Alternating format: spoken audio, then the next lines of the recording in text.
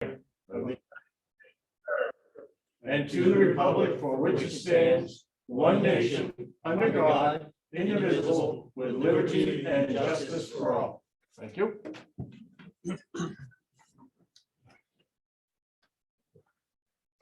First thing on the agenda is minutes from February 1st. You had a chance to read them, Dan? I read those. Yep, Yes, the ones. yes, I did. So I'll we make a need, motion, we accept the minutes as written. are we signing these? Wait, good, it's about as clean as it's gonna. Why, is there a place? Oh, no, I haven't put this, No signature spot, yeah. right, it'll be in the box. All right, so, Okay. did you second? Yes, I second. All in favor? Aye. So I have a question as a board member. So I don't dispute any of these, but I was not here. Doesn't matter. Can I You, abstain? you can or- abstain or you can vote You for can it. vote for them. You don't have Yeah. to be here. All right, so I'll abstain, just because I feel more comfortable doing that. Yeah. Okay, thank you, guys. Budget versus actual. Do we have any? No, Gloria hasn't put it into the new format. All right, Okay. so we're moving right along here. Excellent. And there's no major changes in the budget. Yep. Gloria thought she found one, but it was okay. Susan Prentice? She said she's gonna run 15 minutes late, so you'll see her in about 15 Let's- minutes. We're running 15 minutes early, We so can do that the might be an butt issue. Yeah, so we might not be here when she gets here. Don't worry, I'm gonna keep you here for a while. What is that? That's Buckwall. Yeah, so we'll go to the Buckwald variance. Yeah, so you've got a package that was submitted by Jillian for a variance Yeah. on the property. I'm gonna recap exactly where we are on it. According to the ordinance, the floodplain ordinance, I or Sherelle can sign a variance of the floodplain ordinance. Okay. So I'm gonna explain what the logic is. There's about 6 criteria you have to meet under the regular variance language that the town has. And it's similar in general terms under the floodplain ordinance. But basically, it has to be something that's really not gonna do any harm, that's in keeping with what the goals and objectives of the ordinance are. That it's the only way to have a reasonable use of the property, and those are the reasons why you can give a variance. In this particular case, in a nutshell, the question is, can this house go in a mapped floodway? Okay. You mean the house that's already in? Yeah, the house that's already built. So obviously, yes. Well, obviously, it's it. So the question is, can it go in a floodway? There's no question, but it's a mapped floodway. Yeah. There was a certificate of elevation that was available on that property after we issued the building permit. We issued the building permit for the house because back in 1984, pursuant to a wetlands permit, the owners of the property went in and floodproofed the property. They put in 2,500 cubic yards of fill, jacked the elevation up 5 feet. Okay. Built a garage. Okay, so our feeling was, okay, that's already been done. There has been discussion since then. And I have it with Sean Tangy for review before I issue the variance. But I believe the variance applies in this case for the following reason. According to the elevation certificate, the top of the floodway, that's the maximum height of floodwaters there is 946 feet 11 inches. That's the highest. And frankly, have you seen it flood before since '84?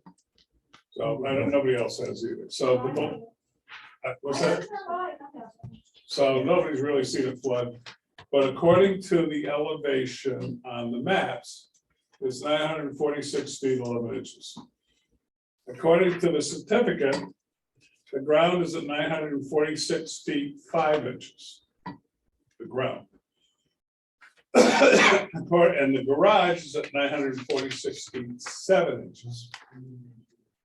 So that one is not lower and not higher than the 946.11. But if you look at the house has a 6-inch slab, which puts it at 947.1 inch. So Bergeron has indicated that it's supposed to be 2 feet above the highest flood elevation, which would mean it have to be at 948.11. But in light of the fact that the place was flood-proof in 1984, in light of the fact that we all believed it was above the floodway, and in light of the fact that it actually is 1 inch above the floodway, and that it's the best use of the property because it's hard to live in the garage, it's a lot easier to live in the garage and a house attached to it. I think that the various fits, there's a lot more description than that. And Jillian's on the computer, so she can chime in if she would like. But I'm familiar with what's in the request of the variance. And this is at Tangy's office now? So my goal is that within the next 2 weeks, before the next meeting, I will have gotten advice from Tangy. And then about 95% certain that I'll be signing the variance for this property. Okay. And then if anybody appeals it, under that, it would go to you. The rest of it goes before the Board of Adjustment, but that's not the case in this one. So that's where we stand. Does that sound reasonable to you, Jillian? Did you say Jillian was on there, right? She's muted.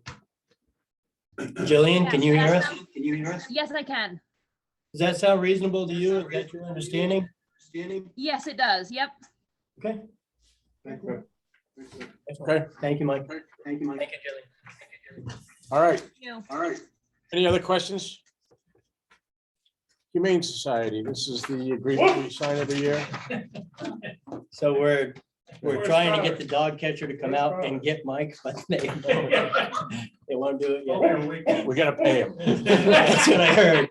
So listen, I'll start the donations.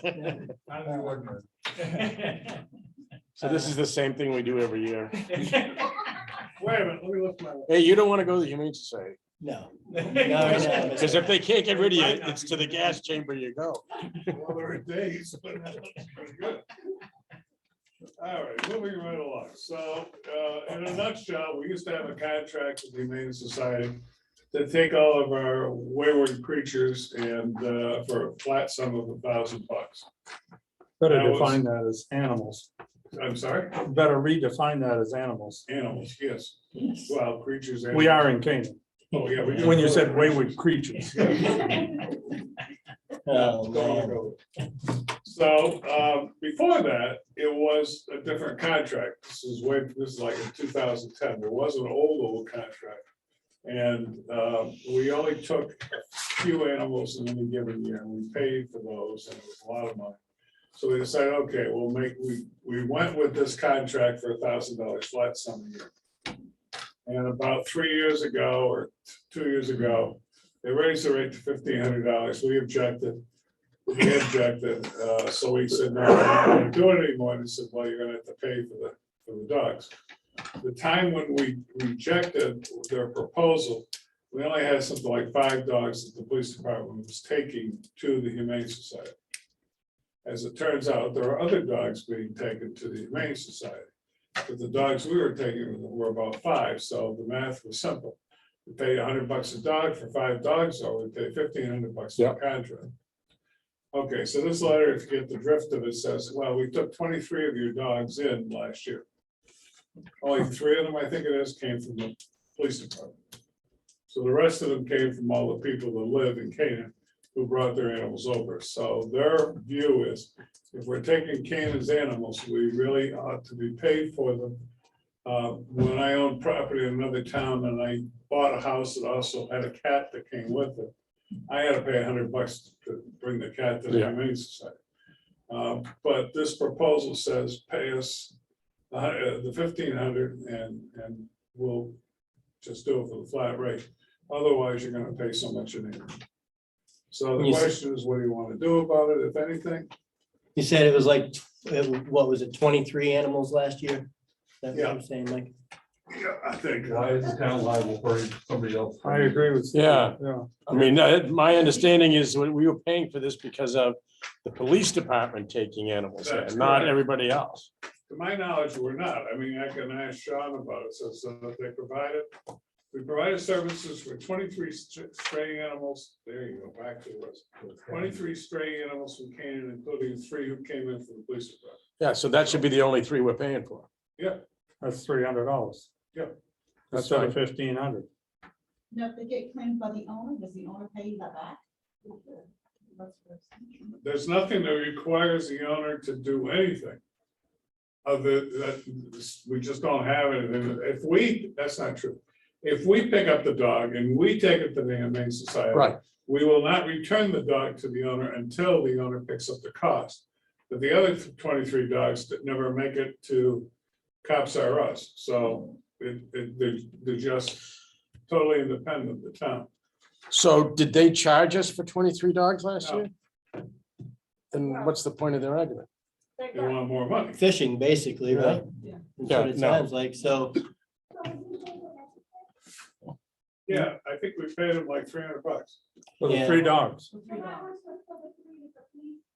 Yeah. Yes, I think so, Ellie. I think it's like $95 a dog or something we were saying, or an Yeah, animal. That's what they're saying in Yeah. this deal here. Yeah, so- And we're not obligated, right? Just so I'm up to speed, we're not obligated as a township or a board to take care of those other 23 No, animals, right?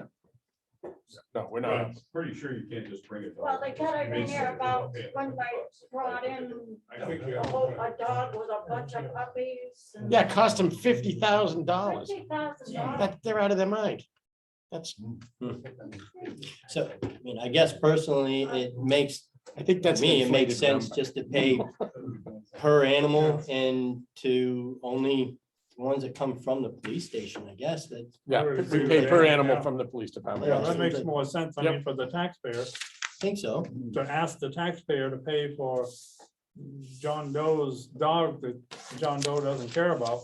It gets loose 15 times a year, Right, you know? and, you know, or John Doe takes his dog out and says, hey, I'm from Canaan, charge it to Canaan. No, Now, what happens if we find a stray, we have a cat hanging around and we decide that poor cat's cold and all that, and we take it over there to the Humane Society. That's between you- you and the you pay Humane for it, Society. yep. Yep, We have thank to you, pay and we for appreciate it, and we saved the cat. Yep. yeah, thank you, you saved the cat, maybe. But- If you want. Or you can adopt it. Yeah, Yep. just don't Right adopt a back hound there. dog. It's 50,000 a year. Wow. There used to be one, do you Yeah, we remember don't wanna that, deal with Steve? rabbits either. Or is that, so, Almost right fly up all here the on time. Route 118, those 2 houses before the old. All right, so that's what we're gonna do. So that Follow when I was a consensus is kid. To say thank you for the offer, but no. Yeah, Yeah. I Pay think so. I 95 think bucks that's- an hour, but we bring in. and that's- Choose your words, Mike. I'm not overly impressed with them anyways, because I called over there and tried to get help. Danny's wife called, tried to get help, and I- other people in the neighborhood, and they blew me off like I was chopped Nothing. liver. You know, could be from a few different things, but It was sad, I was surprised. comes to this, I guess I appreciate them asking so they can try to raise money for their organization, but it'll probably have to come from a different town. They Yeah. get donation. Yeah. It's financially, I think it's a wise move just to stay where we are. We'll pay per unit. Yeah. That goes up, that the police take over. all right, All right, bam. you're on. There you go, Mike. Mike Duffy with Horizons Engineering, brought some paperwork for you guys. I'm not gonna hand it all out though. Mostly I wanted to kind of go through the project, where, kind of what we've done and what's left to do, where we're heading. You So want to these- tell everybody what the project is? Sure, the project is for a new intake going into Canaan Street Lake.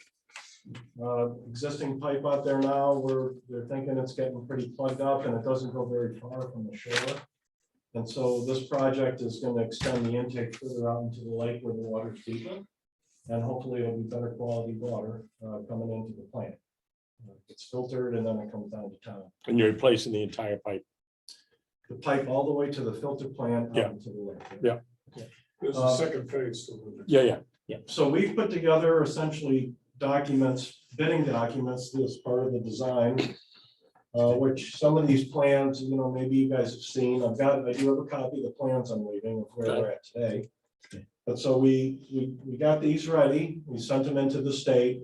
The state's reviewed them, and then they have come back and they've given us a comment letter. Which is essentially when we answer this comment letter, we're all set to be able to go out to bid for the project. Okay. So we're getting real close. Thank you, Alan. There is one extra one. I happen to know the lady that takes care of all this equipment. Yeah. I don't know if you might I recognize. don't really who want to she listen is. to that. That's what I was going for there. So the state has reviewed this and they've come back with this letter, so you can read through these. These are the different conditions that we still have to meet. The first set of comments were some changes that they wanted us to make to what we submitted to them. The beginning part right there. Approval is subject to the following conditions. So essentially, these were some good comments of some things to take care of or some things to add into the project. This project, because we'll talk about this a little bit about the SRF being funded through SRF. There's certain requirements that they have. So, and a couple of them are American iron and steel. It has to be, the contractor has to meet the American Iron and Steel Act, and also Davis-Bacon wage rates. So those are two of the bigger things. And so, if you read through these comments, they say they're talking about get the most current Davis-Bacon wage rates in the documents. So these are some of the things that we need to put in the big book there to cover all of the state requirements. What are the rates you spoke about, the Davis what? Davis-Bacon wage rates are called, and they've been around a long time. Different groups require their use, different funding agencies, some do and some don't. Okay. But that's a part of the federal money. This is federal money coming down through the state, this SRF program. And so they have to abide by the federal regulations for that. So is that a case that was found at one time back in the day? Is that what it means? And there's a certain regulation? No, they of update them all the rates? time. And in fact, part of the work we have to do is 5 days before the bid opening. Mhm. We have to go and look and make sure that we have the most recent wage rates in the book, essentially. Okay. So that's something that I do. I keep track of all of the paperwork, that we need to do to be in compliance with the funding agencies. Okay. So going along with that a little bit, one thing I did want to bring up is that, we took an about face this week and said that we weren't going to use the SRF money. And so what I need to know to be able to put the book together properly for you guys is, well, are there any requirements from where the money is coming from? Now, as an example, one of the first things in the book is called the advertisement for bid. And what that advertisement for bid does, it kind of lists these major things like Davis-Bacon wage rates, and here's when the bid opening is going to be, and here's, it lists through all of the major criteria for the project. And one of those items is project is being funded in part or in whole by whoever it is. If it's the DWSRF, State Revolving Loan Fund, and or ARPA, it can be and or, but what I need to do is make sure that if we're using different money to pay for the contract, for this contract, then where is it coming from and what are their requirements for whether it's procurement or anything else. Now, ideally, they say you can use it for anything you want. Go ahead and spend it. I don't know. But that is something I need to know specifically if we're not using the SRF. Who, it could be just town funds. There's no restrictions on that, or there'd be some, based on what you might put on the restrictions for that money. Let me answer that question. So you deal with it. First of all, it's always a good idea to give me a call. I called you to tell you what this money for reimbursement. And I got some verification on that today on how we're going to do that. The best, if you ask me, I would have told you the following. Assume it's going to be SRF money and or ARPA, except ARPA doesn't have rules yet. So how you word that is up to you, but you should assume that it's going to be all of the above. Local money, which is also required, ARPA money, and SRF. we can't go wrong other than the cost of it. And to give you an idea, Davis Baker was put in by unions, so we'll make sure that the prevailing union rate was paid even if you're in the middle of nowhere. That's kind of what I was thinking, yeah. That's what I was So, thinking. and it's been around for at least 35 years that I'm aware of. Yeah. I've had a project for that long. It's 89. Yeah, I knew it was a long Yeah. time. So I would say assume it's all the above. Right, so we're not gonna change, like, our book's all set up Mhm. and it's approved for SRF. So the state's all good with it, and what I just want to make sure of, if there's anything else I need to slide into the book before we put it out to bid, that's what I'll do. And I'll amend it per- Put the regulations in, do it. I'm not aware of any, because I don't even know how we can get a hold of it yet. So, and the reason I say that is, in terms of priority, the first priority is spend somebody else's money. Spend that first. Second, if we get somebody else's money, spend their money as much as possible to accomplish the three tasks. The first task was to go from the lake to the plant, second from the plant to the village, and third to put the booster system in up by the old chlorination. So we want to do all three things, but we don't have enough funding to do all three today. We will not have it unless we find another source of money. We're at least Can you sign in, please? $300,000 or $400,000 short. Yep. So ideal world, we already have in hand about $500,000. So that means we can do $500,000 of work without actually committing to the SRF money. The SRF absolutely requires us to pay it back, unless somebody does another ARPA type of a refund of the program, which is always a possibility, but I haven't seen it. They indicated that's what they're going to do. If they were to do that, they don't care when we do the SRF. So at this point, I'm hoping that we only are in it for the money that we have available, which is $500,000, and then everything else can come from ARPA. If that's not the case, and I don't want to do anything more than just our own money, which is federal money, and the loan, the SRF money. To my knowledge, there's nothing, what we're using is the dedicated local government money that came in, it was COVID money last year and this year. And it totals out to about $360,000 plus the money we have in the water and sewer account, which is about 120. So together it's 480,000. So I am reasonably sure we're going to spend that 480 of local money. There were no restrictions on the money that I could see anywhere in the rules about using it for any other program. So that you can be sure. But the next question, I don't know until we know what the rules are. So assume the worst. They haven't set the ARPA rules or the. Well, so the bottom line is, we're gonna be all set up for the SRF money, whether you take money from them or not. Personally, for me, I think, having that loan even open and taking just a small amount out of it, you'd certainly pass the straight face test saying the project is funded in whole or in part by SRF, by whoever it is. So, I think the state, they want to make sure, well, we know that there's more to do here.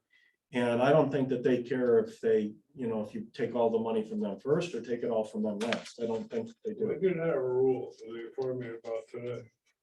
And they're in the process of changing the rule. This is Randy. So, Yeah. So Randy said that they're discussing it right now, and there's a requirement that we draw down within 6 months. So theoretically, we should be drawing down something. On the other hand, they know exactly why we're doing it, which is to save money. We don't draw it down until we need to, at the very least. We don't owe interest on it, which isn't a whole lot of money, but it is. Not only that, but the argument for using ARPA money gets a lot more attenuated if we have loan money. So they're willing to change the rules in this case, is provided that we're actually paying on the project first. So I won't get approval of that till sometime before the end of the week, is what he's talking about. Sure. So what I was we'll told, act that on it. you need to make the first disbursement request within a 6-month period. Yeah. Which is why I had said, let's get this first one in, because we're like at 7 months now. But they're changing that rule as of 2 o'clock this afternoon. Yeah. They were. So as long as, part of it for me is it's very important that, show me the money. Yeah. And so for me, as, trying to manage this whole project, I have to make sure that everything, all the pieces are in place kind of to be able to move forward. Right. or to put the brakes on a little bit, or, so I'm good with however, wherever the money's gonna come from. I want to make sure that we're covered. So are you looking to see something that shows you that we Well, are if there is in nothing process that I of? need from, if ARPA doesn't have any, requirements associated with that money, then they don't. And so what we're doing is we're using the other funding source, their documents and their requirements, which may actually be more stringent than, this Davis-Bacon. We have that issue. What I don't know about, which is a question for Susan, is what's gonna happen with, I know what's happened with the wastewater side of the ARPA fund. I don't know what's happening on the water side. So I do not want to do anything that clouds our ability to get ARPA funding for this water project. Because frankly, we can't afford the loans, never mind anything else. We're doing it because we're basically being extorted. We have to do it. So, okay, we're doing it. But I'm sure that people in the village would be a hell of a lot happier if I didn't have to go 40% of the rates to cover it. So that's why we're trying to get the funding. Sure. And that's all we're trying to do. As I said, your understanding was correct, that they want to see some type of a drawdown within the first 6 months, except they also now have agreed that what we're doing makes sense, and it most likely can be rolled into some type of ARPA funding. And they don't know what the answers are yet. So that goes to one of my questions about where that stands. So I want to keep all of our options open to do that. It's really what I'm after. Absolutely. And just as you have to manage the project to keep it within cost limitations, so do I. We already went up on the costs, and I know it's gonna be up to you to deliver on that for the in-kind match, but the long and short of it is, we don't, it's absolutely clear, we do not have funding at this point for the booster. The problem with that is, I think the booster is an essential component of doing the run from the lake to the village. Say, what are we gonna do? So one of the things to think about is if we don't get any funding from anybody, how do we do that? I can't go back to the ratepayers and go up another 20%. I just can't do that. So what do you mean by the booster? Our system is gravity fed now. Yeah. It comes to length of the plant for the building. Yep. It has enough horsepower behind it for gravity to get it up into the tank. Then it Gotcha. and then it flows by gravity out of the tank. Yeah. It means we also have 5 or 6 users that have abysmal water pressure. Yeah. Because there isn't enough gravity drop from the plant to their house. Sure. Okay. It also makes sense for more reliable flows and to have better quality, to have it pressurized. It Gotcha. doesn't make sense if you run out of electricity. Right. So if the power goes down, then you may be stuck. So the long and short of it is, it's the right thing to do to address the pressurization issue. It's up by, what's his face? Up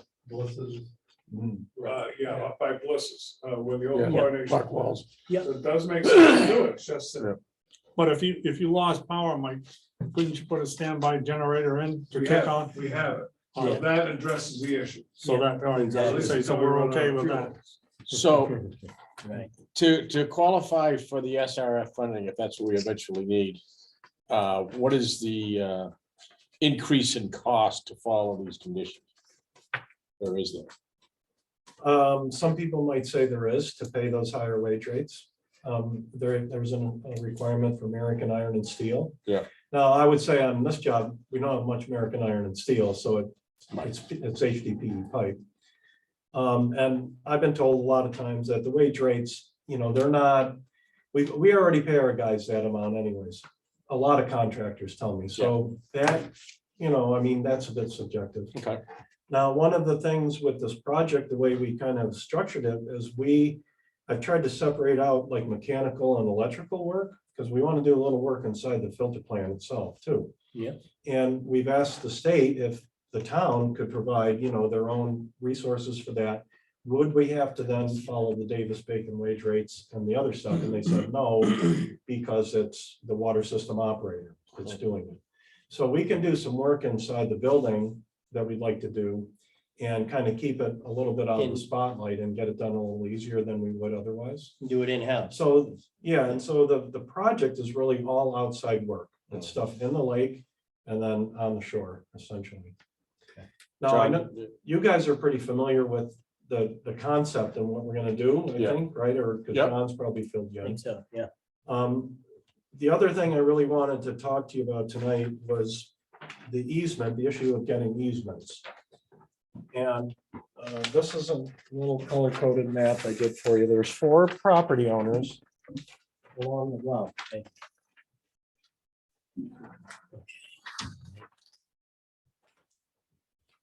Now, some people might say, well, we've already got an easement. The pipe's been there 100 and something years or whatever. And that's true. There's documentation that shows that there's an acknowledgement on those properties that there's a pipe running across it and you have a right to run the pipe there, essentially. Now, what we always try to do when we come in on projects like this is that if there's some uncertainty with it, it's like, well, get rid of the uncertainty. You know, this is the modern era here. Let's draw up a map, shows exactly where the new pipe's going to be and exactly what your rights are within a certain amount of space across these properties. And so, you know, what you want to try to do is avoid much legal, you know, you don't want to get in a dispute with someone because you're going to lose time. And in the long run, it's going to cost anyways a little bit. So what you just want to try to do is be fair with these people, explain to them what you're going to be doing, you know, what you want to do. And, you know, we can show them that, you know, we're not really asking for anything that isn't kind of already there. We want to cut some trees down. If you want the wood, you can have the wood. You know, you just kind of work with them on, here's what we need to do. We just want to formalize this. We've already have it, but we want to formalize our agreement. So everybody knows what it is, you know, Sure. what we can do. Everybody's on the same page, right? Exactly. So you're gonna just update it and mark the trees before you cut them? I've gone out and marked all of the trees with some flagging. There's a double So- flagging one and it says Yeah. clearing limit. So what we're proposing is a 30-foot wide easement. And, you know, the pipe kind of goes like this and the path goes like this. So we've just picked a path that we believe is representative and reasonable. And it's been surveyed, you know, I mean, literally you could go out and mark exactly where it is and the flagging will be pretty close. So what we would want to do with any of these folks is say, here's what the project is going to be, here's what we're doing. And what you'd want to do is, in my opinion, get a purchase and sale agreement. So you'd write up, here's what we're going to do, here's what you're going to do for us, and here's what we're going to do for you. And you agree to it, and then you write up an easement deed for that, and you record a surveyed plan as well with it. And so now it's formalized on the deeds of each one of these properties that you have this easement, this 30-foot perpetual easement going through. What happens if one of the property owners says no? I don't know. Hopefully they won't. I mean, if they do, then you have to take a different path, but See, You some know. of them are already on it, like you said, some of them, are, but not on all the deeds. Sure, The one that's the closest to us is the problem one. right. They refer to it, but they don't actually show it. That's Cochran. Yeah, exactly. So I mean, all the other ones, because when the house, all those 3 houses changed hands, the people called me and wanted to know exactly where the pipeline was. And I had to mark it as we went out. You know, you and I spoke and it was just an idea we threw out there, but have you revisited? Or does it make sense to just shift? Do you remember what I'm talking about? Yeah, That's pretty close to the back of that one house. And if we take out a 30-foot, I don't know if I was the homeowner there, I wouldn't be all that excited about it. He marked them out. We went out there in the snow, probably 2 weeks ago, a week and a half ago. We Yeah. marked them out. It really doesn't affect that much until we get down towards the plant. Then it widens out because it gets narrow down there when Yeah. the snowmobile trail kind of curls around there. Yeah. That's the only area that really we're affecting any wood at all. I mean, there's a tree here and a tree there, and that's about it. Okay. It's I wider. mean, than this you think. easement doesn't give someone, you know, the public permission to go through, or, Right. you know, it's not gonna be any different when we're done Yeah. than it is right now, except it'll be a more defined, I mean, the Updated. trees will be cut out and, Yeah. you know, it'll be trimmed up in there, but, you know, the path will still be a path and it can still be. Most used of them for were that. dead anyway. Does the project currently have money in it to buy easements? I would say yes. I mean, Well, you share budget, so, I mean, we buy easements, we obtain easements for other things. We never had to buy an easement. We always were given the easements. The purchase and sale makes sense if you're gonna have to buy it, but. You know, Well, I would approach the people first Well, ideally, Before I you could buy started it for putting a dollar $1. I down mean, on you'd the say, table. we'd like to buy this for $1, but I think what you want to do is you want to just meet with people, see where they're coming from. Now, my experience, we do this on almost every job where, you know, we don't really know maybe who owns something, or we need to get an easement that we don't have. And we've done jobs where we've had to get appraisals before, and it's always amazing how if you really don't change any use of the lot or anything, that's not really all that valuable. You know, it doesn't take away from the value of the lot, and that's how they determine what the easement is worth. And so people always think, oh, it must be worth, you know, I mean, this is worth a whole lot more than, it's like, it ain't worth that much. But it's hard, I mean, it's people are people, and you just have to work with them. But this will give you a good idea. I mean, this one lot, you just need that little piece over there in the corner, right? And this one over here, you got two little pieces towards the back. I know that particular house, and I'm not trying to be a downer, I'm just trying to state the obvious. If that were my home, it may not change the value and all of that a whole lot, but it's gonna completely change when I look out my back window. And you probably ought You to know. call me tomorrow, not in the middle of this meeting, to talk about that, because there have been communications. Okay, good. Yeah, and Well, see, again, it really won't, I mean, literally, I actually went out and measured every tree, because a part of the environmental review, they say, how many trees are you gonna cut down over 4 inches in diameter? sure, So Okay. that was something that actually had to be counted, and, okay, you know, realistically, there were a couple nice trees, you know, out of the Yeah. whole length. There were 2 or 3, there was a couple oaks and a maple maybe, but most of them were just. junk you know, I mean, pine, there are a whole I lot agree, To it, you know, I but mean, aesthetics. Yeah, I just wonder if these people, yeah. Are any of these people on town water? Joe? No. now, So to they're follow given up a an little bit easement more for with that. something they don't even use. This other book I have over here is the wetlands application, and we're pretty close on that. I'm Okay. gonna need some signatures. And then you guys, I can either get a check, there's a $400 application fee, either Horizons would pay that and then get reimbursed for it, or you guys could get a check, however you want to do it, doesn't really matter too much. What's the For least this amount, expensive doesn't route? matter.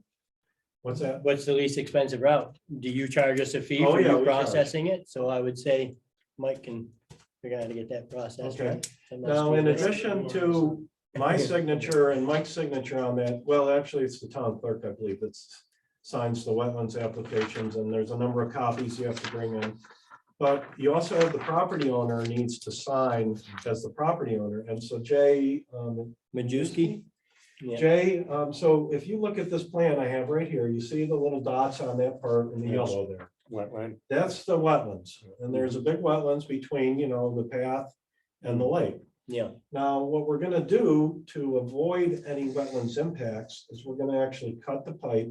We're gonna drill through the pipe, Hmm. the existing pipe in Yeah. this area, and we're gonna drill all the way out into the lake until we get to the intake.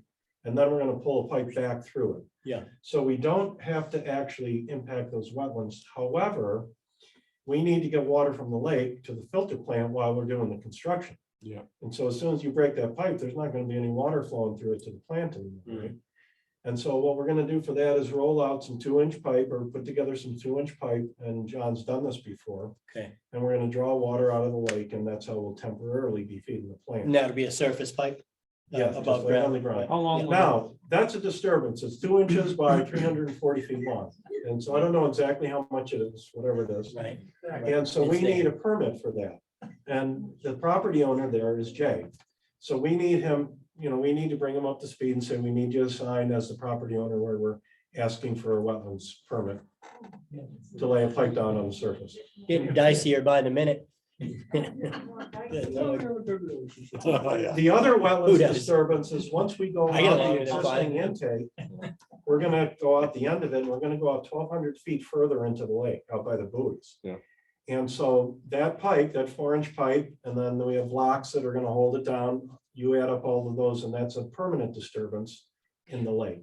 So we have the temporary here in the yellow area, and then we have the permanent that we're permitting with this application review. About how long, Mike, will it take to do that? If, once you start, once you cut the permit? pipe, I mean, Oh. once you cut the pipe, thread it, and about how long are we talking about? Water being shut off, not shut off, but temporary? rerouted to the. I would town. plan on maybe a couple of weeks, even though it Okay. might take a couple of days. You know, Right, Who knows right. if everything Okay. goes really, really well. So it's not a big thing. It isn't gonna be all summer. Oh, no, no, no. Okay. We would wanna, you know, they crack that pipe, they wanna have the machine right there ready to go and, you Yeah. know, Okay. we'll minimize that as much as we can. So that hole to get to the pipe is gonna be on whose land? Girardi? So So, we're gonna be kind of in the blue up there towards the north. Yeah, right end. by the border. Yeah, the end with that edge. right, where we have to cut it to start drilling, right? We've got to dig down approximately 15 feet. Oh, it's a 9 to 10. 9 to 10, okay. Yeah. And that's gonna be on Patrick and Gina. What is it, Girardi? Right, or on the edge, okay, Yeah, so just to you're give me, right on the outside of the wetlands, basically, right? Yeah, right where the wood, Okay, right where right. the, Exactly. the scent Okay. was. so are we going to be, I mean, we're gonna have to let those folks know that we're doing that on their property as well, right? Or- Well, when you're talking to them about the easement, you can explain it all to them. I will But indeed. you know, I mean, Yeah. this is not gonna be a long duration. Now, what we're Sure. doing, we're allowing the contractor the option from the pit, you know, going Yeah. out into the pipe under the wetlands. If he wants to drill it the other direction, turn right around and drill it, he can do that, Sure. or he can dig it, Gotcha. whichever he wants to do. Now, we think drilling through the pipe, there's not gonna be any rocks in the way or things like that. So pretty confident that we've got a good, you know, something good to work with there. Yeah. Going the other direction, they're still pretty successful at it, but we don't have any test borings or test pits or anything to tell them what the soils are like. So my guess is gonna be from there, they'll be happy to dig it, you know, because we'll get an earthwork guy. So he's gonna want to do some digging, not just a Right. hole for somebody else, you know. Yep. All right, Mike, is there contingency if the pull-through pipe doesn't work, that plan? I wouldn't say I have a contingency for it. So this is the way that we put this together. We put an idea out there, a design intent. And then a contractor looks at it and decides, you know, whether he can make it work or not. So the onus, for the most part, is on the contractor. Now, obviously, if something doesn't work, we're gonna like, well, okay, I guess you're gonna drill through the soil then instead. The difficult part, though, is when they're drilling, they put fluids in a lot of time. And so once the lake itself, you're under the lake, you can start to lose that material, and then you can't really control the drilling very well. So in other words, at some point, we got to come up out of the lake.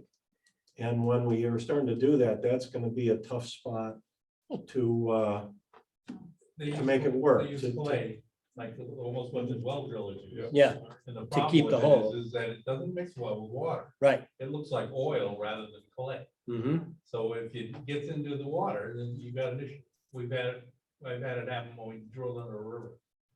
And that we're saying is generally the contractor's responsibility, Yeah, but not 100% anybody's responsibility except for us. Well, the contractors, you know, they take on a certain responsibility. They Absolutely. look and Yeah. they decide how can it be done? How would it be done? Sure. You know, we don't tell them how to do their job. We kind of Absolutely. let them Yeah. figure out the means and Right. methods, you know. And then unless- our liability is we're relying on them to know their job.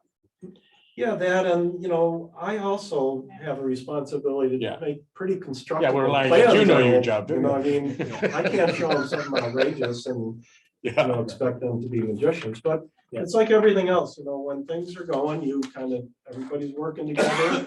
You work with it as it goes sometimes, We right? figure it out and we get the job done. Yeah. You know? so when you're drilling through the old pipe, that's just, you're eliminating the pipe.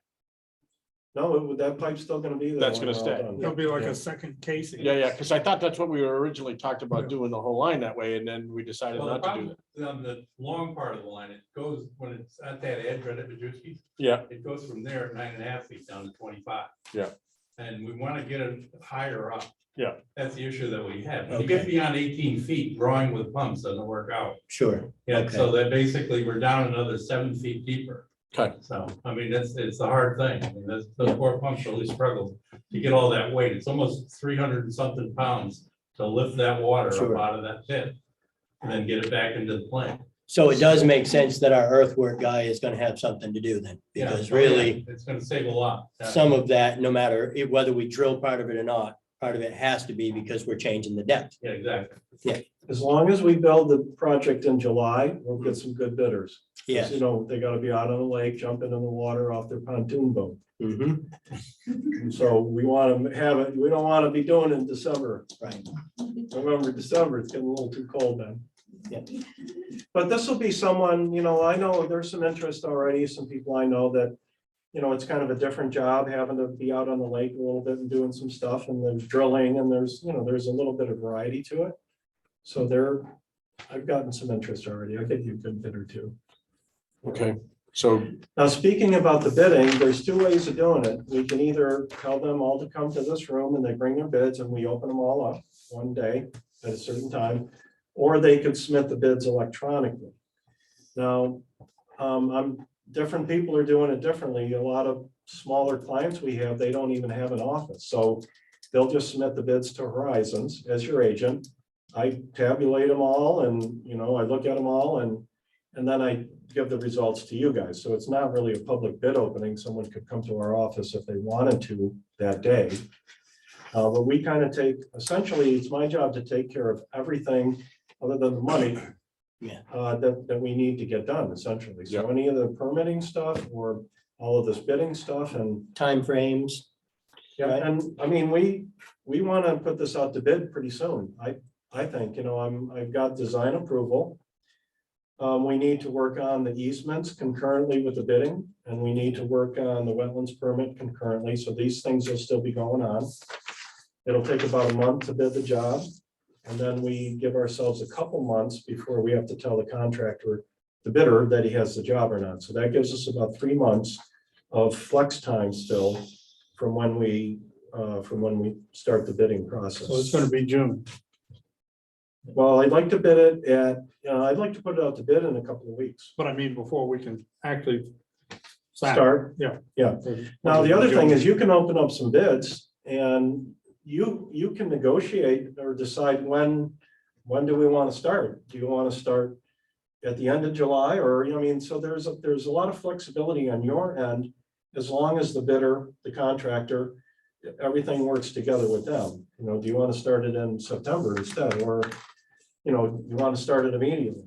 You know, things like that, it's somewhat, you're in control because the documents, once you issue this notice to proceed, it's a piece of paper in there, the contractor has within 10 days to start. So you're kind of in control, but you can also be flexible within that and say, well, if you don't want to start for another 3 weeks, then that's okay with us. And, you know, we can order materials, we can get the ball rolling in the project. And Mike, you're saying we haven't secured all of the funding, but we do have enough funding so we could get the ball rolling. Is my understanding? We have enough for the whole first phase. Yeah, okay, right. Which means everything, unless it goes up, if there's Right. change orders, all bets are off, but. Yeah. We have enough for the whole first phase, which is from the. Lake to the lake all the way. landing station. Okay, And that's all we've done so far. I know that there was these other projects and, you know, those are something that, I mean, we'd love to get started on that with you guys and, right. you know, it's, as you're seeing, I mean, this is kind of long-term stuff. Doesn't really happen overnight. Right. And right. things are pretty busy. Yeah. Timing of the bidding and stuff is very important to get a good price too. And nothing for nothing, but we're only getting less qualified and available contractors to do it. We're not getting more. So the people you said that are interested in, are they people that you are confident know how to do the job? Oh, they all know how to do the job. Don't they? Or, I mean, just. Well, I mean, that's my I don't point. know, I mean, do they if we're have drilling doing, equipment? if, you know, going through bids is like, you know, doing a job interview. It always really goes great, but I don't know enough about it to know whether this guy is giving me a better deal than the other guy. You know, So we do have, and you guys will get a copy of that book Yeah, shortly and the finished plans. You know, there is a requirement in there to fill out a qualification statement. Yeah. Okay. You know, most of the people that would do this are kind of in the business, I would say. Yeah. And what I would do is I would let contractors that I know about I'd let them know about the job, not be as a preferred contractor or anything. I just want them to know that, by the way, we have this job out to bid. I just wanted to make sure you knew about it. And then anyone else that would, you know, oh, I saw that advertisement and we would like to look at the plans and spec too. So it's a level playing field, but the book is this thick. I mean, it's a pretty thick book. Yeah. There's these requirements. It's not, you know, you need some admin staff to do some of this stuff. I mean, there's a lot of paperwork. Yeah. Associated with this for the contractor. Yeah. So, you know, we'll get a good bid, well, we'll get a good interest Mhm. in the project. And, you know, my goal is always to have 4 or 5 bids if you can from Yeah. good qualified people. That's what you want. And then you don't want to see one person extremely lower than the others, because that can be a bad sign. Sometimes you like to see the bids, you know, competitive, I would say. Then, you know, you have a good number, but on this job, I think the sooner we go out to bid, the sooner they can order product even. No, I agree.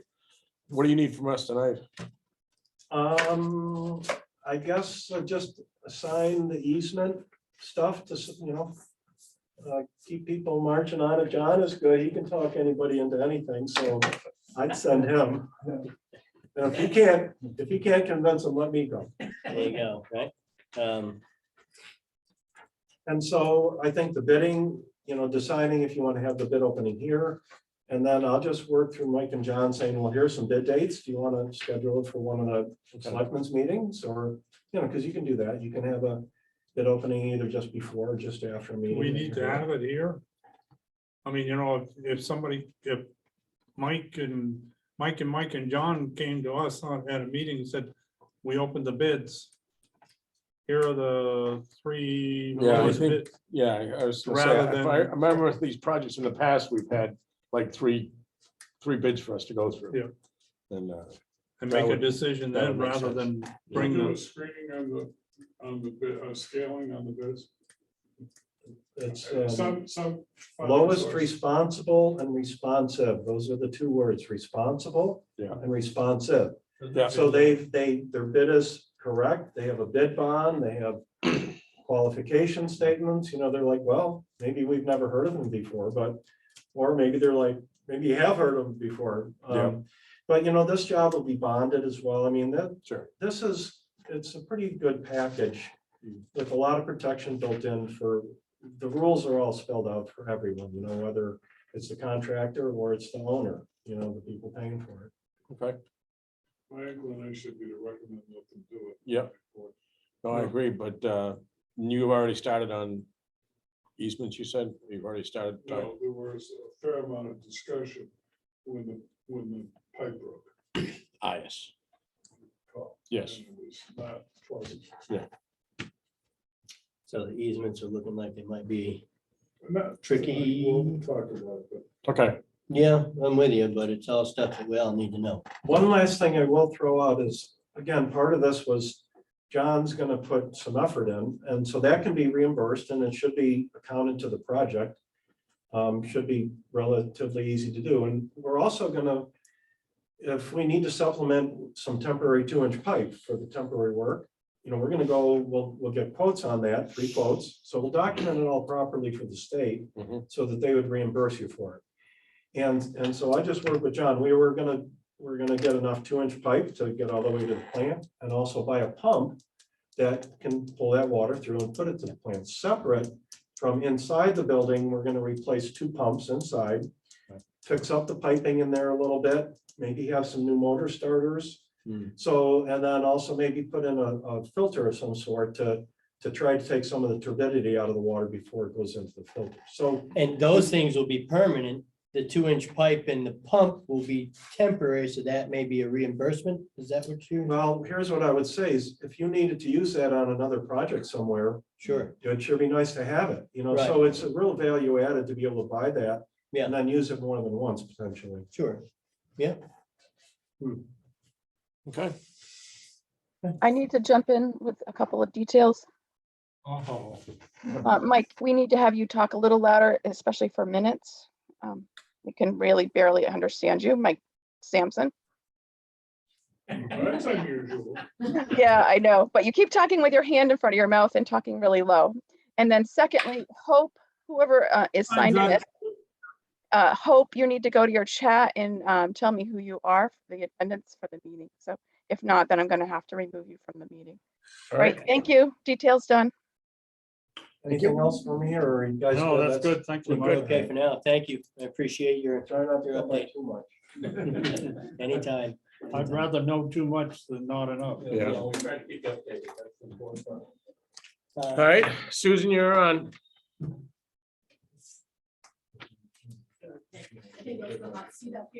Well, there's the mic right there. So. Yeah, the hot seat is anywhere you want to be. But I'm pretty loud. How's that? It can hear you anywhere in the room. Yeah, we're good. You're good. So I can see folks. I guess good afternoon, good evening. I'm Sue Prentice and I'm from West Lebanon. I'm your state senator. And my background before I ran for state senators, I was a city councilor in Lebanon for 12 years. And I was the mayor there for 2. So I come to the job with a local focus and try to speak as often as I can on behalf of local control, like letting elected officials, especially who know their communities best, make some of the decisions that sometimes the legislature wants to make for them, and obviously watch for preventing opportunities or movements that are related to downshifting of costs. And so those are things that I just bring that focus to the job. I'm trying to get out and say hi to folks in the different parts of the district so that you get to know me a little bit, and you can reach out to me anytime. I've seen Mike already out we both spoke at a hearing last summer, and I see that you're retiring. I read about that in the paper, so good for you. It's one of the best parts of your life. My husband just retired after being a firefighter in Lebanon for 30 years. In fact, I was a volunteer on the Enfield Fast Squad for a number of years. I'm a paramedic. And so many times intercepted and worked with the folks out here in Canaan and taught in that fire station, different refresher training programs. So Mike, I know you had some questions for me. I have a couple quick updates, but I think it's most important that while I'm here, if you have certain questions or concerns, that you let me know what they are. I might not have an answer or a way to get at it right now, but I will get back to you. So I thought I would open that way rather than just, barrage you with a couple of things that I wanted to chat about. Now, and I know that you just had, was it Mike from Horizons? Yeah. Yeah, right there. Right there. All right, okay. So you were talking about My concern is I don't know what the rules are for ARPA funding and whether we can have any role in getting this project that we're already starting to be approved for money. I know that other projects that are in process are being rolled into ARPA money. I know that most of the sewer projects have already been approved and are on lists with how much involvement there is, but unless you two over there know something more than I do in the last 24 hours. Yeah. They're giving packages out. It's based on 50% SRF money. And when did these go out? Can I Well, get them? they're talking about it. They're down there, and it isn't in writing. They don't even know themselves. Okay. But it is. Well, that's what I'm asking a Yeah, question about. but he's correct, because I Yes, spoke to 50% DES. ARPA money, 50% SRF. We already have the SRF money. But the thing is we got it before this came into effect. All right, so here's a question for you. Yeah. Is there a way to do 50% ARPA money for the entire project, which is like 1.2 million, Exactly, yeah. and do whatever it is, so 40% in SRF and 10% or 30%, we'll say in SRF and 20% in local? Yes, you can, you have to submit it, but they want to see SRF money in it. They're not giving people all grant money. And that's what they're looking to stay away from. They want to take that money and spread it out as much as they can. But you understand what the problem is? Yeah, no, I understand, Okay. yeah. 'Cause So that basically is they're looking for you to come in the package to go back to them. Fine. That says, this is the SRF, this is our money. So the question is gonna be a 3-part package. Yes, So we Yeah. don't have to pay as much in loans. you don't have to, yeah, exactly. So We'll that still basically, have it. Yeah. Okay, and we'll use it so we get to the 1.2, but it takes some of the strain off of the rate payers in the water yeah, and sewer. exactly. So that their plan right now is 5150 or whatever, however they're gonna put the package together. And they've already put bids out to several holders. Plymouth was an example. So basically, they want Plymouth to do 40%, 48% SRF, 52%. So ARPA money. Plymouth has already been asked to submit. Yes, some people have already submitted. That's What the can thing. I do? That's why Suazo got a hold of you. So they're trying to, No, he didn't. I got a hold of him. so, okay. So there's a window, you're inside the window now, because I talked to DES today just to make sure, and you actually have it, you have it 100%, you still, what you can do is move forward. You know, so Rennie Well, I am Pelletier, moving I know you're moving forward, but, so we need to connect you with Rennie Pelletier, who I talked with the And I DES. know him. so Okay, that's fine. exactly who you should talk to. All right. But you're in that window. I don't think it closes until, oh gosh, like maybe sometime this summer, early fall. Okay, so here's another, this one's for Michael. Yeah. Can we get together good numbers to put together the rest of the package, the other two pieces? Sure. Okay, so I assume we're gonna have to do that fairly quickly if we're gonna bundle this thing into one deal. And I would rather do the whole thing. I would rather have the three pieces, from the lake to the plant, from the plant to the village, and the booster. So I'd rather put it into a package, and if I can get 50%, that's 600,000. And I'm able to put in 500,000, that's 1.1. Then I have to borrow 200,000 or 300,000 tops, which saves us 2/3, 60% of what we're sticking to the ratepayers. And I don't think we're gonna drop it necessarily, but it'll give us a capital reserve that we don't have. So that could work out really well, but it's all, the timing is gonna be critical for us. So I need to know. So I should call Rennie tomorrow. Yeah, time is Okay. now. I'll do that. If you do know anything about what I should be doing, you're not on that call, just talk to me. Because I don't want to be a loose cannon. On the other hand, I don't want to lose the opportunity. Because it won't come again. Person I'm working with on this project, his name is Mike Unger. And so I think my preference would be, I'll give him a call and say, hey, Mike, I was at a selectmen's meeting last night, blah, blah, blah, blah, blah. Can you help us steer us, you know, I mean, because he's into the mix too. Yeah. They're all pretty knowledgeable of what's going on there. Now, I would say we've already addressed the water main from the plant to the tank, because that SRF application was actually for 1.1 million and included that piece. But that was kind of taken out of the actual loan when you came back and said, well, we only want the 550, we don't want the 1.1. That's my understanding of, so we've already kind of documented that other piece, so I just need to know about the booster pump station that you're referring to be able to supplement what we've already Okay, done. I thought that was coming from you. So you two work it out. John did the original work on that. I have all the Yeah, numbers. booster station. Yeah. All right, well, I'll work. So let's keep talking over the next couple of days to try to come up with some type of unified approach to it. Because it isn't gonna work. You're not gonna get the three pieces unless we secure funding out of our. There's just no way. Politically, there's no way. Is there a way that I can go up another 30% of the tax rates? No. But we gotta do something. Yeah, think about it. So would you like to have got, we could do that actually, 40% on your rates for your water and sewer users, then go back and say, oh, we gotta go up another 40% or 30%? So the very first year I was on the council, the very first budget, we raised because they hadn't been raised in years, and this is the way you do things is in packages, and you plan ahead incrementally, because not incrementally in how you do the project, but for for your rates, because they hadn't been raised in a while, and we had significant needs. I think it was I'm not exaggerating when I say it was 72%. Like the very first year, it was an extraordinary number, but nothing had been touched for a number of years before that, which put us in that position. So you have to. Constant increases. 25% about 6 years ago. Yeah. And we went up 40% last year. This is 65%. And if we had to put in the third piece, it would go 40,000, which is a lot. Yeah.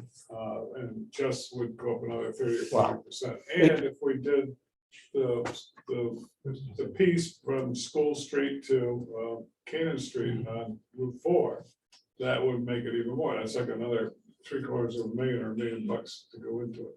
For our purposes, if we can get into the ARPA loop as much as we possibly can, that's what I would like to do over the next week. And that's what it's there for. 'Cause you don't always have those opportunities. And, yeah.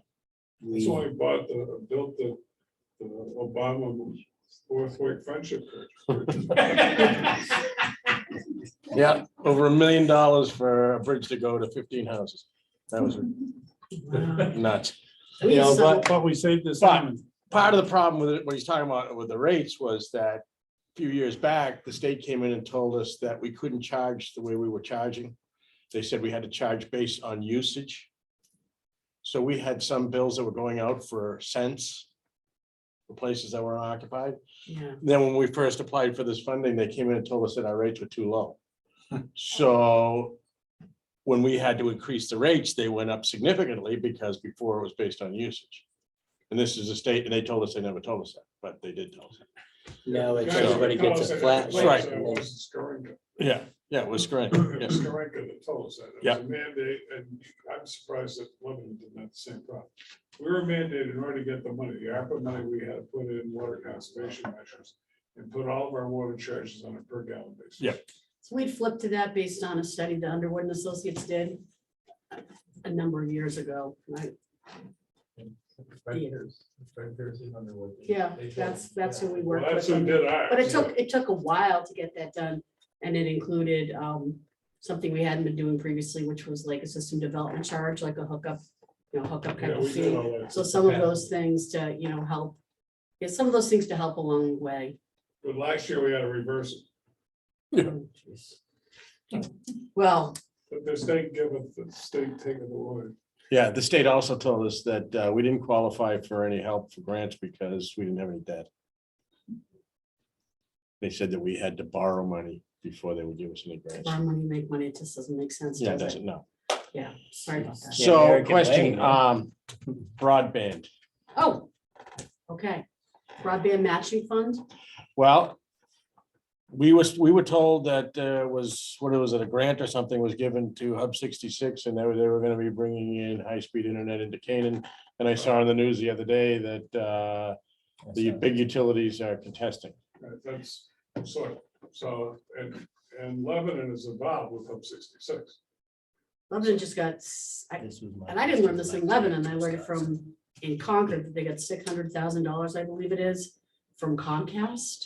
They got a significant chunk of money to finish the last mile. Yeah, okay, so let's back up. There's a So- couple of streams here. So there's at least 4 pots of money out there for projects. The county is involved with one. They were in a political battle with Comcast and New Hampshire Electric Co-op. Because neither Comcast nor New Hampshire Electric Co-op want competition. It is subsidized competition, meaning the county. So they would rather operate and it's a problem, and there's a lot of political pressure.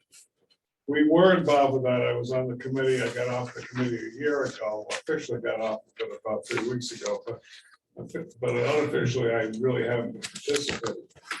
We opted to go with a private sector partnership with Hub 66. So is Lebanon. So is Enfield. So is, I think it's either Plainfield or Grantham, one of the other small towns is going with it. It started primarily as a Canaan job. So we were going to put in the last mile. So there's middle mile, last mile, and first mile. First mile is when you put the main trunk lines going through to a town. So those are the biggest black lines and the greatest amount of broadband capacity that connects and networks from one end of the state to the other. The middle mile is when you put in smaller sections of wiring, but not to individual houses and not to every house. And last mile is every house. So Canaan's perspective was we wanted last mile. From the beginning, we also did not envision kicking out either Consolidated or Comcast or anybody else that's offering the service. So we've always envisioned that whatever we did would have to be cost competitive on itself, so that people wanted to use it, as well as providing that last mile service, like to his house. So in order to pull that off, we developed a two-stage philosophy at the time. One was that we would go with Hub 66 to put in, they have a pod system that works in conjunction with hardwired broadband. And it gives 1 gig up and 1 gig down for service, and we could have put it in the whole town. And the only problem is it's better if we had the cables going to every house. It would not go to every house in that proposal. We also had a backup plan that was going to go with Consolidated, where we would do the same thing that 20 other towns in the state have done, which is do it as a bonding routine, a revenue bond, to raise the money to pay for going to every single house. We are currently now in bed with Hub 66, who applied for 2 sets of funding, and I don't remember the initials, like the ITLA, which is 1 block of funding that's available. It's available to the private sector and public sector. It's what is causing all the political battles currently with Grafton County. So we were we were the applicant. We signed off on that application. The final application that went in was for $6 million. And the $6 million would take care of the entire town of Canaan to everybody's home. Not from the pole to the home, but it would be at the curb, basically, at every house. And it also took care of, I don't know, 30 or 40 spots over at Enfield, and same type of thing over in Lebanon and another town. So the lion's share of it is here. That is still waiting for decision. There were 4 applicants. Grafton County was 1. They took up something like 1/4 of the total revenue. Ours took up about another 10 or 15% of the revenue, and then everybody else is in play. Our advice from Hub 66 was the only 2 plans that were viable were the county plan and ours. So we're still hoping that's the case. We're about to put another application in to USDA. Same concept, everything's the same. It's a backup plan. The third piece is whatever's going to happen with the ARPA money, with the COVID money for broadband. And nobody knows yet how it's going to play out. So at this point, we are applying for all 3. We need to get it in as soon as possible. So in every one of those cases, except for going with somebody like Consolidated, our share is 0. So everybody else is really at risk in putting in the money. We're creating the need. So in other words, we got all the households that have no service. In order to get it is when they gotta have the households that have no service. In order to keep our political lives alive, we have to make sure we get service to all these households. So it's sort of a symbiotic relationship. So that's where we're at right now. And there's a seminal battle going on about what's the role of the private sector, what's the role of the public sector. So I'll make this statement, which is a biased political statement. If the private sector wants to be protected from public sector involvement, the way to have done it is to provide last mile service to every single person. Likewise, if New Hampshire Electric Co-op, which is a nonprofit, wanted to provide service to every household, the answer would be to provide the service. We met when I was with the county with New Hampshire Electric Co-op, and they made public promises all over the state to legislators that they were going to take care of all the broadband needs for the rural part of New Hampshire. Except that as of 6 months ago, the only plans for doing that up around Colebrook and down somewhere, that's it. That does not go the last mile for 90% of the damn county. So that's why it doesn't work for us. So fine, if you're Comcast, if you're Consolidated, and you want to be competitive, go be competitive, be fruitful, multiply, give better service, give faster service. Don't advertise you're going to give 1 gig. How many people in Canaan have 1 gig out of Consolidated? Nobody.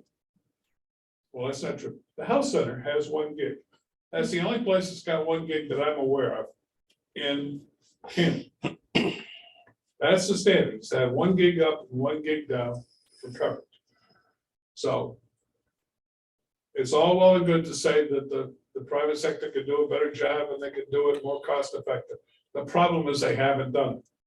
And there's a lot of reasons for that, not the least of which is it's a bottom line issue. You know, why should you do it if you're not gonna make enough money on it to do it? It's a good question. That's why the Rural Electrification Act took place, is because there are people that it's never gonna be cost effective to provide that service. That's theoretically what this ARPA money and USDA money and all the other sources of revenue are for, is to make sure those areas get hit. So the legislature will have to weigh in on this sooner or later. It is a political issue. And it's hitting fairly broadly right now.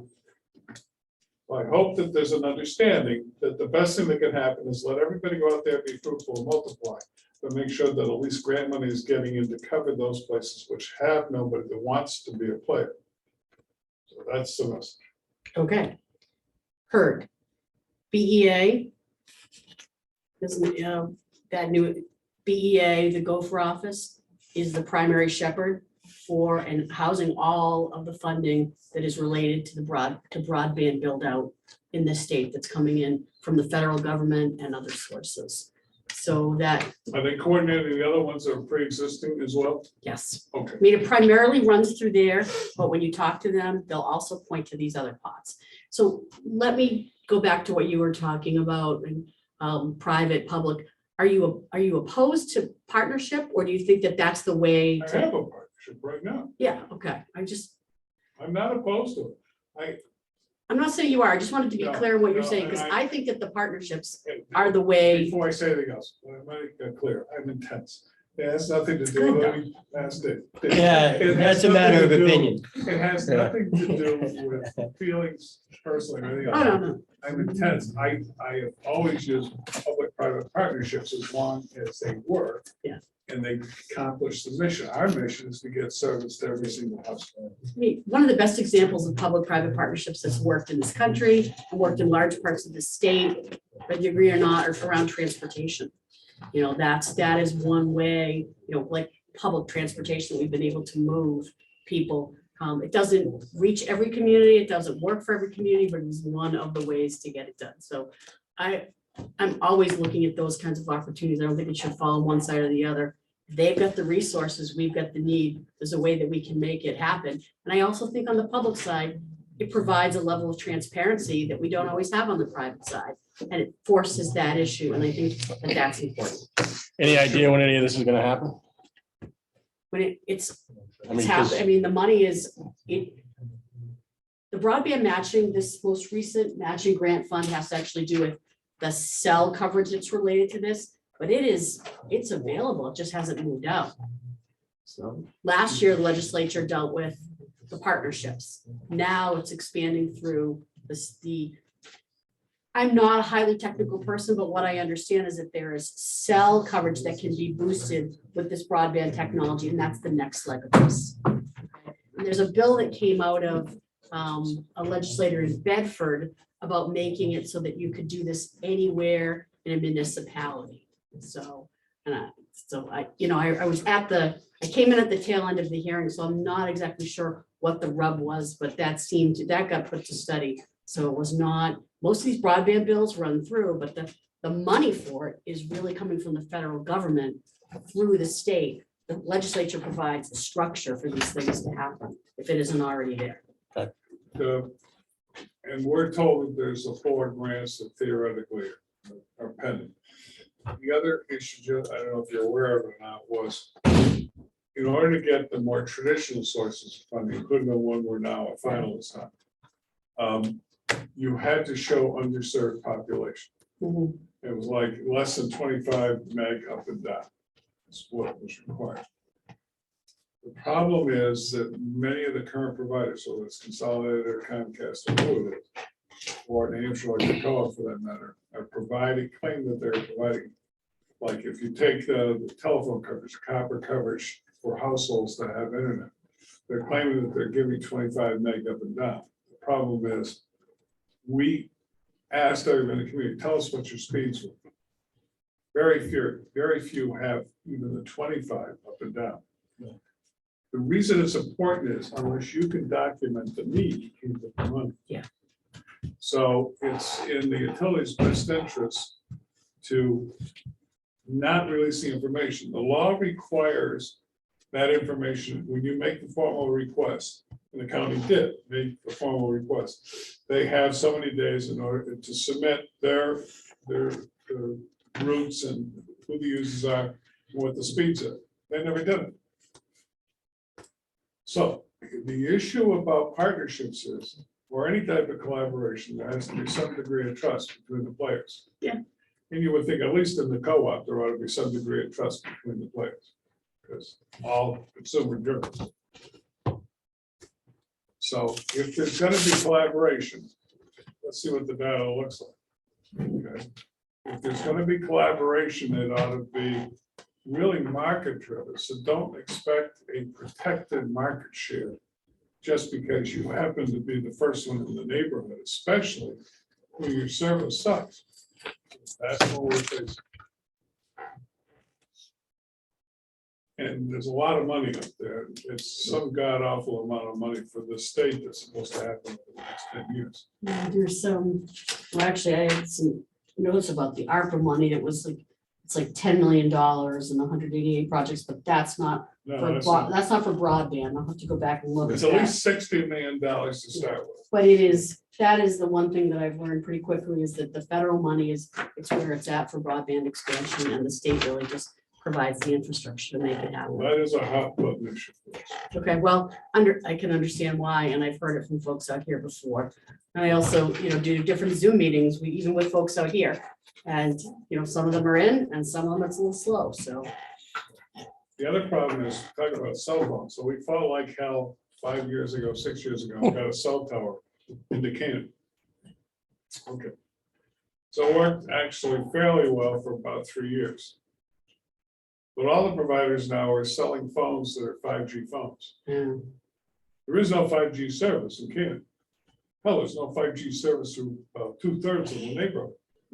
So what happens? And the cell tower only worked in a small area. Very selective. Yeah. Yeah, Doesn't work at my house. I was gonna say, you're not going to his house and I using can a cell actually phone. get cell coverage now in parts of 4 that I couldn't get previously. You can Yeah, get, better cell coverage down in Grafton than you Yeah, I was can just here. Oh, I've been, Yeah. yeah, So it did do all Yeah, of don't- that, but now the problem is if you have a 5G phone that defaults to 5G, which most of them do, if you bought a phone in the last 2 years, say like a Verizon and US Cellular, the two major providers here. So in both cases, if you buy a new phone, it defaults to 5G. So you go back and reset it every morning to 4, and it'll work until it figures out it's not on 5G, it's switching back over to 5G to the new service. So the tower here does not have 5G. So I would support anything that's happening. I know that part of that ARPA money is going to upgrade, you said cell towers. Part of that money was to upgrade those towers to go to 5G. And that would be valuable for a lot of reasons. Because 5G would also imply that there's going to be more towers just than one, because the service area isn't very big for 5G. I actually pulled all the bills from election law, and municipal affairs, election law and municipal affairs, and I believe it's 395, Central 395 that addresses that. Okay, and that has been heard, it's ought to pass. I think it actually goes to the floor tomorrow. We usually have session on Thursdays, but we have it on Wednesday this week. Is the governor's state of the state is on Thursday. Did you pull this is, I only know about it from what I read in the newspaper, about the utilities and the move to make utility properties tax exempt. Is this about the right poles in the right of way? Okay, so no, there's been no movement on that. I mean, I understand that you can. Can somebody kill it? Quickly? I mean, it's a problem. Yeah. You know, we get a lot of money from utilities. They own property and it has value. It's no different than my house or your house or somebody else's house. They ought to be paying a property tax. Yeah, and we've My already been, understanding is that you can tax them now. Are yes, you saying that there's a, No, yeah, we do tax them now, and we got sued for what we were taxing them. Yeah. And we, all right, yeah, so here's how it works currently in the state of New Hampshire. If your house, yes, last year. I know, we should go. Yeah, yes, you should shut up. We don't need to hear the detail of everything. Trying to do it in 2 minutes. Your house, if it was 100,000 last year, it's 200,000 this year, it's more value, you pay more taxes, okay? In the utilities, they have a loophole that the state created for state property tax, meaning when they collect money for state aid education, they don't tax it. They tax the utility based on the book value, not the fair market value. Book value. So that means if a phone pole's been around 7 years, it's tax-free. If the substation's been around 10 years, it's tax-free. So all this property is tax-free. Almost every town in the state up until 3 years ago taxed it on fair market value. So legislature changed the rules again and made it all book value for everybody, us, state, whoever, didn't make any difference. So we already lost half of the revenue that the utilities used to pay. So that meant your house, when it went from 100 to 200, you would only be paying 50. Okay? So that isn't gonna work for us long-term. We already took a bath of something like $380,000 on it. Yeah. Okay, now we're about to see it and take the rest. We're gonna eliminate book value and they're gonna be tax-free because they're providing an essential service. So are we, but somebody's gotta pay for it and they were part of the taxpayer base. Good job, Mike. Right about 2 minutes, honestly. Yeah. Nice. Tomorrow. That's, my dog's with me all the time, so him and I joke about my dog all the time. Oh, okay, I wasn't quite sure. And I do give him biscuits, I mean, it's. Mike or the dog? Mike. Okay, no, so you and I should actually set up a conference call. We have a couple people that I think we should talk to together. Okay. I can try to, one, I think we should talk to, I think we need to talk to BEA together about what's going on with the ARPA funding for broadband and your particular project. And sometimes these things just help move the ball along in general. So I'd like to talk about that. I'm sorry, I've been monopolizing. No, it's okay. This is your meeting. Part of coming here is not to just tell you what I think, but to know what, to hear from you all, what's important. Get some info where we're at here, right? Yeah. Yeah, it's not that great, I'm trying Yep, not to have any Canaan's getting kind of beat up. between now Yeah. I and mean, the we year. don't have much money, so Yeah. Well, like, give us a hand. I know that, so redistricting, Hmm. those votes come up this week. You didn't get what you should have gotten, which is your own Yes. representation. Right? Yeah. Okay, I'll be Ridiculous. clear, like that is one of the most, disappointing parts of this. Yeah. For all of us, and so I hear you on that. I know this is not like exactly related, but the lens that I come through, I filed a bill and it actually, it's on the floor tomorrow, and I think that this is gonna pass, at least the Senate. I am really concerned about when there's a disaster.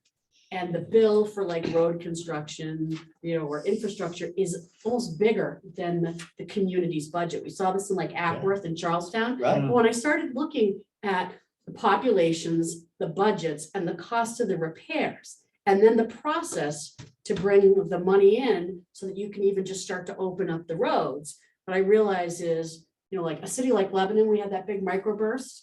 We were able to dip into this fund that we had, make some fixes while we went through the federal process, and then pay ourselves back. Sure. But when your fixes cost more than what you have in your budget or close to, you can't get these roads opened immediately. It impacts public safety. It impacts people's ability to go to work. It impacts business in the community. Ackworth is, and they're not even in my district, but Charlestown is, and I was just shocked by this. So I worked across the aisle with another legislator, and we got this bill together, which we're amending something called the Extraordinary Disaster Relief Fund. So it would allow for if you were to have, God bless, and I pitched it as, this is for the underdogs and the small guys. If you go and you have this disaster and there's this big bill, you have to still start the FEMA process with Homeland Security, but the governor can declare a state of emergency in that area. You can go to and take it to the executive council to drop. I wanted executive council and joint fiscal. I lost the joint fiscal, but executive council, they can bring it there and get a no interest loan expediently, so you can make the repairs. Okay, at least get yourselves in a better position and then continue through the FEMA process. And when you get paid, you pay that back at no interest. Sure. And anything else over and above that, and obviously you're going into it with assessments that, you're not going to knowingly ask for more than what you should, but it will speed up the process. Because I've seen small communities in this state completely like at a standstill. Some of them were for months. Now they're moving some traffic, but That's those- happened here. yeah, Right, well, decimated while we're waiting for whoever. yeah, so Yeah. we got together, a group of us, and actually Senator Gaeta and I worked on this together. And tomorrow, it's coming out of finance with a 7-0 vote. So if we can get it past the Senate, then we've got to take it to the House. And the deputy speaker of the House is a co-sponsor of this, so I'm really hopeful. That's 'Cause good. to me, I'm like, this is the kind of thing that, Almost sounds too Yeah. commonsensical though, right? we're I mean, we're yeah. Yeah, that'll get destroyed. Don't you Yeah. worry. Thank you though for pushing on it. no, And that's okay. You have our backing in Canaan, Well, Thank you, and mine at least. I think that that's the kind of thing that we have to think about. So education, I think that, we talk about property taxes. I know this from my own city, that what drives at least 60% or more is, are at schools, Mm. school funding. And we- 72. 72%. 72 here? Yeah. I got an opportunity last summer to take a full tour of all of the work that had been done, in your district, up at the high school, and I call it the complex now. When I lived out here, it was not like that. And now it's a destination, not a whistle stop, which is excellent, but it's costly, I'm sure. I know that it is. Yours is 10% higher than what we have in Lebanon. So,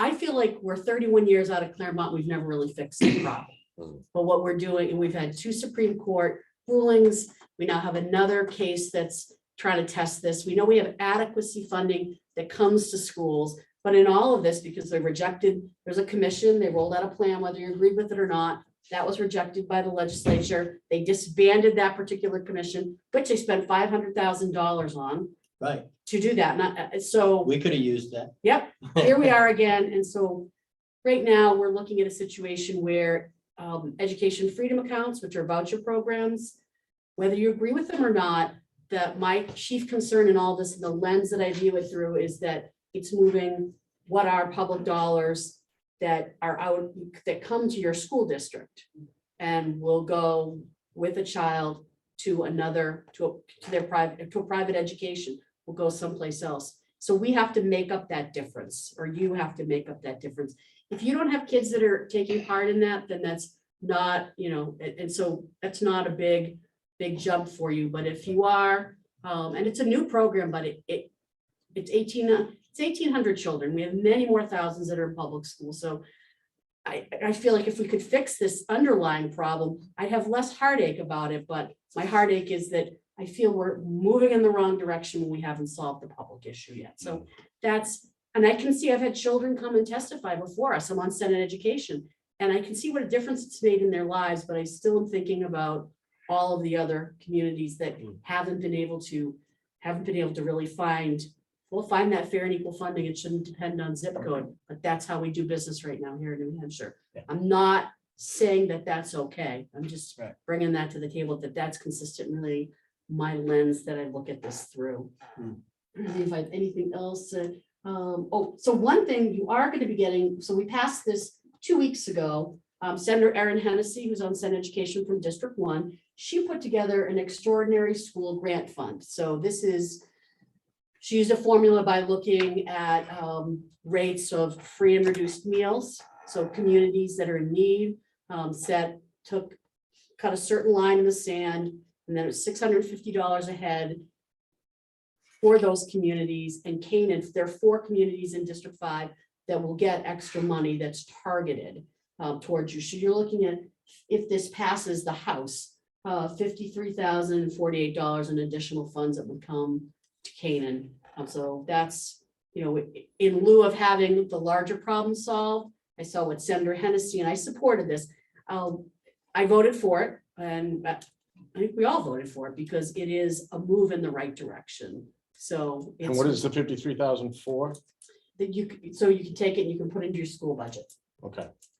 So into the school budget or help us pay the school bill?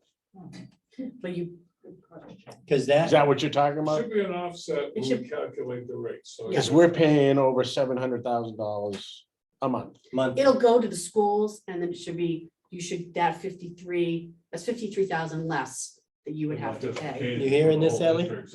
No, this is just for Canaan, because there's other communities in this district that did not Yeah. get those funds. So the total bill for Canaan would be $1,000 less.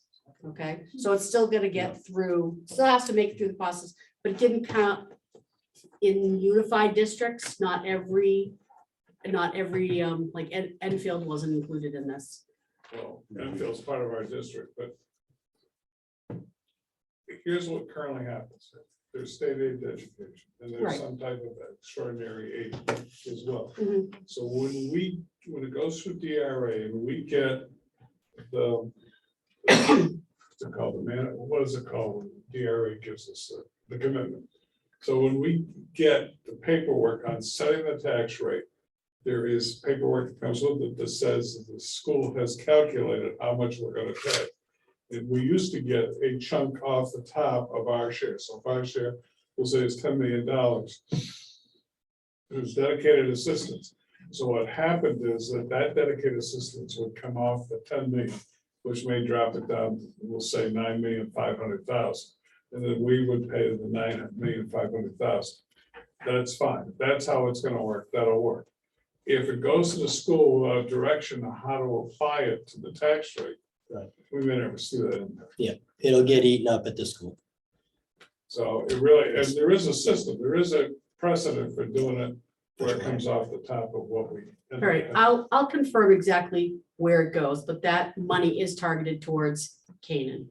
And it's a good call, just as a heads up for you too, to kind of understand the dynamic of this When little you have mixed, situation, right? yeah, so not all, like Lebanon has its own school district, Right, but there are regional school districts and it's different there. Yeah. And where it flows makes a difference. and it sounds like there's a lot of different mixed bags on how the schools, right? So that might work great for a percentage, but it's probably not best case scenario for us. And it sounds as though, and obviously it's intended to help. There used to be fiscal capacity disparity aid. We don't have that anymore. This is something Yeah. like, it is something like that. I mean, it is. Some sort of an It is an offset. attempt to bring help to districts, Mm. communities that are more in need, and Yeah. that's okay. But how it flows in, let me be clear about that, okay? In all fairness, the I school has done a good job in the last couple of years of trying to use unassigned fund balance to reduce the burden for us. Yeah. So that is good, so I don't mean to be too critical. No, not What's that? necessarily a hammer on the school, just a reality is what it is, you know? I think.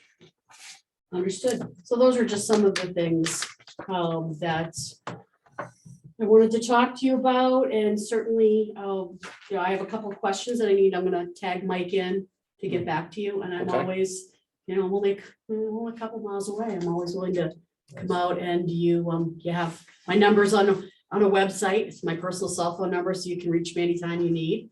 It's on the state website, and Mike certainly knows how to get in touch with me, but, Well, thank you. Yep, thanks. Yeah, we appreciate you stopping by. oh, it's really nice to be here. Yeah, cool. Thanks. Come again, anytime, I will. 2 Tuesdays a month. Did I speak loud enough? Share. Yeah, good, okay. Yes. I'm into the whole projection. That's right. You're lucky I didn't sing. Okay. I'll do that too. Thank you. All right, do we have any other business before we go into, yep, Steve? Yeah, I just have a question on the last meeting, at the end of the meeting, Bob brought some more information about transfer station costs. Yeah, and we talked to him today. We'll be bringing that up later on. We just had a bunch of stuff to do tonight, I so. gave him a report already. Yeah. It doesn't say, saves a grand. Well, but it's still- we're gonna talk about it later, that's fine. Yeah. Yeah. If you want a copy of what I gave, I can That'd be send great, it. yeah. I'll send it. Anything else? All right, we need a motion to go into non-public. I'll make that motion. I will second the motion for Thank you. non-public. Thank you, everybody, for All in coming. favor? Thank for you guys for coming. And I would say, I know there's a couple people here that were wanting to discuss a few things. They're not on the agenda. I appreciate you coming tonight, and hopefully you'll come back when the stuff's on the agenda so we can hear your opinions. Thank you. Please. Guys, the man that's in the back that came in late, did he sign in? It's Wesley. Wesley, you want to sign in before you go? Yeah, thank you, bud. That, and the It's right down paper's there. right on the back, sign-in sheet right there, Wes. Thank you. And then, Bookkeeping, bookkeeping. Mike, when you're ready to go into non-public officially, you have to end the meeting from there. Going in non-public now.